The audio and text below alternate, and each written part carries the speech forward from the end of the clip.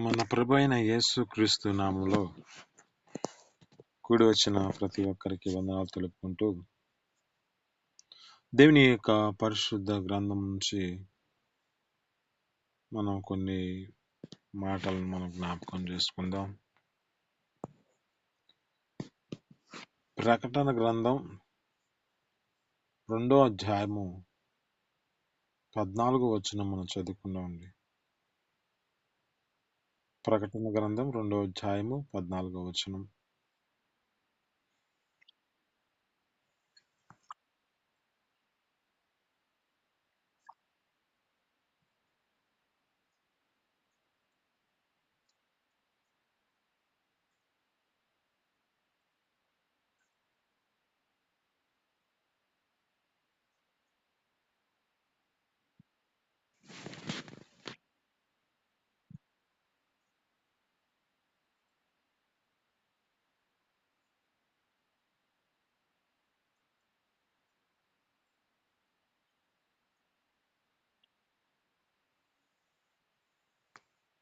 ఆమేన్. హల్లెలూయా.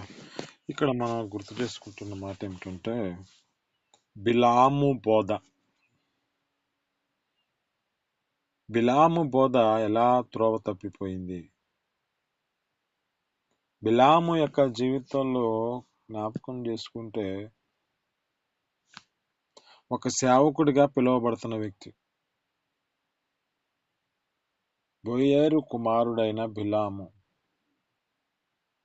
ఇతడు ఎలా తప్పిపోయాడంటే తన జీవితంలో తనకు ఒక దుర్నీతి వల్ల కలిగే బహుమానాన్ని ప్రేమించి తను తప్పుడు త్రోవకెళ్ళే పరిస్థితి వచ్చింది. ఈ దినమున మీతో మాట్లాడాలని ఆశపడుతున్న మాటలు ఏంటంటే, ఈ యొక్క నూతన సంవత్సరపు ఆరాధనలో, నూతన సంవత్సరపు ఒక మొదటి దినములు ఉదయకాలంలో మనం ఈ యొక్క దేవుని సన్నిధికి వచ్చిన మన జీవితాల్లో దేవుడు ఏం ఆశపడుతూ ఉన్నాడంటే, మన యొక్క జీవితాలలో మనం ఏ బోధలో నడిపించబడుతున్నామో వాటిని గుర్తు చేసుకోమంటున్నాడు. అంటే వాటిని జ్ఞాపకం చేసుకోమంటున్నాడు. బిలాము బోధ అయితే ఆ బిలాము బోధ ఏం చేయబడుతుందంటే, ఇది దుర్నీతి వల్ల కలిగే బహుమానాన్ని ప్రేమిస్తుంది. అది వారి జీవితాలలో అది ధనాన్ని ఎక్కువగా ప్రేమించేదిగా కనపడుతుంది. రెండవది మన జీవితాల్లో యెజెబెలు యొక్క బోధ. ఈ యెజెబెలు యొక్క బోధ ఏమిటంటే విగ్రహాలకి బలిచ్చిన వాటిని తినొచ్చు. ఇంకా ఏమంటారంటే ఏదో అక్కడ ఉన్న మాటను బట్టి అది దుష్టత్వంతో తను నింపబడి విగ్రహాలకు బలిచ్చిన వాటిని తినొచ్చు అంటూ అది ఆ బోధిస్తూ ఉంది. ఒకటి, దుర్నీతి వల్ల కలిగే బహుమానాన్ని ప్రేమించే బోధ మనకు అవసరం లేదు. 2, ఈ విగ్రహాలకు బలిచ్చే బోధన మనం వినకూడదు. 3, మన జీవితాల్లో దెయ్యాల బోధ. ఇది దెయ్యాల బోధ ఎలాంటిదంటే, మనం తెలిసినట్టుగా ఒక దేవుని మాట నిజమా అని సందేహ పెడుతూ ఉన్న స్థితి కనబడుతుంది. అంటే అది చెబుతున్న మాట సత్యంలా కనబడుతుంది, దేవుని మాటలాగే కనబడుతుంది. కానీ అది ఏం చేయబడుతుందంటే వెలివేయబడిన పరిస్థితి తీసుకొచ్చే పరిస్థితి. ఒకటేమో ధనాన్ని ప్రేమించే బోధగా కనబడుతుంది. 2 విగ్రహాలకి బలిచ్చేది కనుక కనబడుతుంది.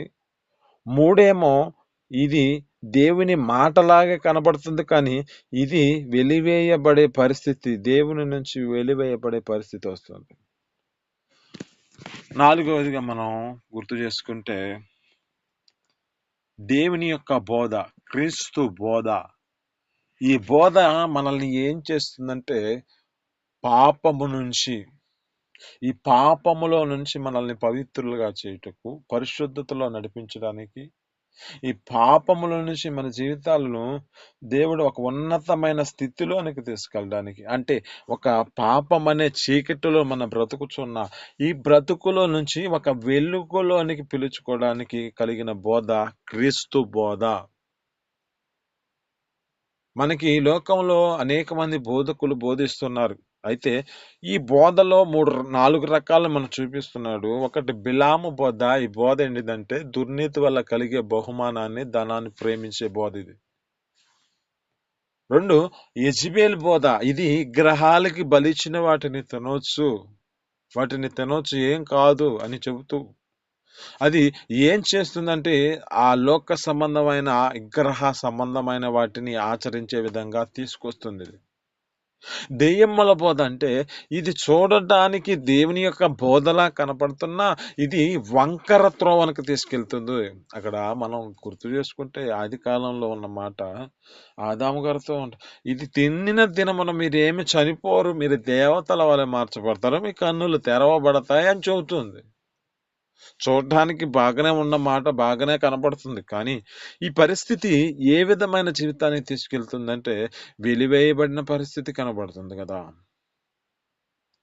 అదే క్రీస్తు బోధ అయితే మన జీవితాలలో ఉన్న పాపాన్ని తొలగిస్తుంది. మన జీవితాలు ఏ విధమైన స్థితిలో ఉన్నామో ఆ జీవితంలో ఏ పరిస్థితిలో మన జీవితాలు నడిపించబడుతున్నా, ఆ యొక్క కన్నీటి పరిస్థితిలో ఉన్న, శ్రమలలో ఉన్న, బాధాకరమైన స్థితిలో ఇంకా విడిపించే వారు ఎవరో లేని పరిస్థితిలో ఉన్న ఈ క్రీస్తు బోధ మనల్ని ఆదరిస్తుంది, నెమ్మదినిస్తుంది, సంతోషంనిస్తుంది, సమాధానాన్ని ఇస్తుంది. ఈ 4 బోధల్లో మన జీవితాల్లో నడిపించవలసిన బోధ క్రీస్తు బోధ.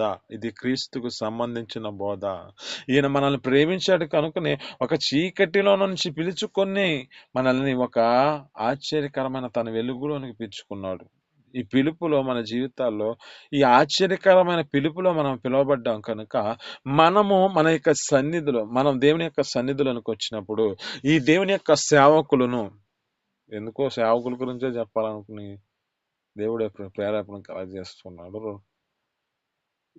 మీరు ప్రార్థన చేసిన ముందు నుంచి నేను ఆలోచిస్తున్నా ఏ మాటలు 2 మాటలు వస్తున్నాయి, కానీ ఈ 3వ దానికి దేవుడు ఈ ఒక్క దానిని వెనక్కి చేశాడు. ఈ దినం మనం మీతో మాట్లాడుతున్నమాట బోధకులు. ఇక మనం ఇక నూతన సంవత్సరానికి వచ్చాము. ఒక నూతనమైన క్రియ మనలో కనపడాలి. హల్లెలూయా, ఆమేన్. అంటే ఈ ఒక నూతనమైన క్రియ జరిగించబడాలంటే మనము మన జీవితాలలో గ్రహించాలి. దైవ సేవకులు మనకు బోధిస్తున్న మాట ఒక బిలాం బోధలాగుందా, ఒక యెజెబెలు బోధలాగుందా, ఒక దెయ్యముల బోధలాగుందా, లేక క్రీస్తు బోధలా కనబడుతుందా గ్రహించాలి. ఇది గ్రహిస్తేనే మన జీవితాల్లో ఒక వ్యక్తిని మనకు జ్ఞాపకం చేసుకుంటే ఒక ఆమె ఏం చేస్తుంది అంటే తన యొద్దకు ఒక సేవకుడు వస్తున్నాడు. ఆ సేవకుడు ఎవరా అని గుర్తు చేసుకుంటుంది. ఆ యొక్క వ్యక్తిని గుర్తు చేసుకొని చెబుతోంది తన యజమానితో, అయ్యా మన యొద్దకు వస్తున్న వ్యక్తి ఒక భక్తి గల దైవజనుడు అని చెబుతుంది. ఆమె భక్తి గల దైవజనుడు అంటే ఏ విధంగా ఆ యొక్క వ్యక్తిని గమనించింది, ఆయనను నడకను చూసింది, ఆయన స్థితిని చూసింది, ఆయన యొక్క జీవితంలో ఆయన బోధిస్తున్న మాటలను గ్రహించి ఉండొచ్చు. దినము నీతో మాట్లాడుతున్న మాటలను బట్టి కూడా మనకి ఈ బోధించే సేవకుల యొక్క జీవితాల్లో సేవకులు మనకి ఏ బోధిస్తున్నారో వారి వారి జీవితాలలో ఎలాంటి బోధ ఉందో మనం గ్రహించాలి. క్రీస్తు బోధ లేకపోతే అది ఏ బోధ కలిగి ఉందో మనం గ్రహించాలి. మనకు ఒక 4 బోధల్లో బోధించారు. ఈ 4 బోధల్లో మనకి కావలసిన బోధ క్రీస్తు బోధ మాత్రమే తప్ప ఈ లోక సంబంధమైన బోధలు, బిలాము బోధ, యెజెబెలు బోధ, దెయ్యముల బోధ, ఈ బోధలన్నీ మనకి పనికిరానివి. దేవుడు మనకిచ్చిన బోధ ఈ క్రీస్తు బోధ. క్రీస్తుని గూర్చిన వార్తే మన జీవితాల్లో ఒక రక్షణకరమైన స్థితిని కలుగజేస్తుంది. ఈ క్రీస్తుని గూర్చిన వార్తే, ఈ క్రీస్తుని గూర్చిన చెప్పే వర్తమానమే మన జీవితాల్లో ఒక అంతరంగంలో దూరి మన జీవితాల్లో ఉన్న పాపాలన్నిటినీ, కల్మషములన్నిటినీ, మనలో ఉన్న ప్రతి చెడు స్వభావాలన్నిటినీ వాక్యం ద్వారా అన్నిటినీ తొలగిస్తుంది. కనుక మన జీవితాల్లో ఈ బోధకు అప్పగించుకుందాం. ఈ బోధ మనల్ని దేవుని ఎదుట ఒక నిర్దోషినిగా నిలబెడుతుంది. ఈ బోధ మన జీవితాల్లో ఆ పాపం నుంచి విడిపించి ఆ పరిశుద్ధతలో నిలబెట్టుకొని ఆ పరలోక రాజ్యంలోనికి చేర్చడానికి ఇది మనకి కారణమవుతుంది. ఈ మాటలు మీ వినికిడిలో దీవించి ఫలించును గాక. ఆమేన్. చిన్ని ప్రార్థన చేస్తాను. పరిశుద్ధుడ, జీవాధిపతి, ఆశ్చర్యకరుడ, మహోన్నతుడ, నీకు స్తోత్రాలు తండ్రి. మీ అపారమైన ప్రేమ చేత అయ్యా నా తండ్రి, ఊహించలేని నా తండ్రి కార్యములు నా తండ్రి, ఎందుకో గాని నా తండ్రి నీ ప్రేమ అపరిమితమైనది అయ్యా. మేము అనుకున్నది జరగదు, కానీ మీ చిత్తమని జరిగిస్తారు తండ్రి. అయ్యా నా తండ్రి, మీ కృపతో జ్ఞాపకం చేసుకోండి.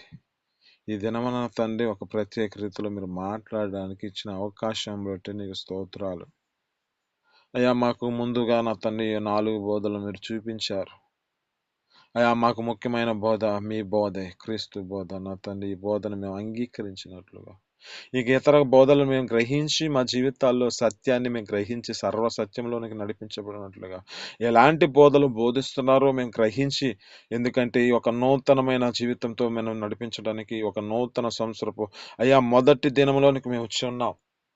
ఈ యొక్క 2026 సంవత్సరంలోకి మీరే కృప చూపించి ఇక నుంచి వింటున్న ప్రతి బోధను మేము అయ్యా మా జీవితాల్లో ఎలాంటి బోధ బోధిస్తున్నారో గ్రహించి మా జీవితాలు మాత్రం నీ బోధకు మేము అంగీకరిస్తూ దానిని మా హృదయాల్లో నింపుకొని పవిత్రులుగా పరిశుద్ధులుగా చేసుకోమని యేసు పరిశుద్ధ నామమున అడిగి పొందుకొని జీవిస్తున్నాం తండ్రి.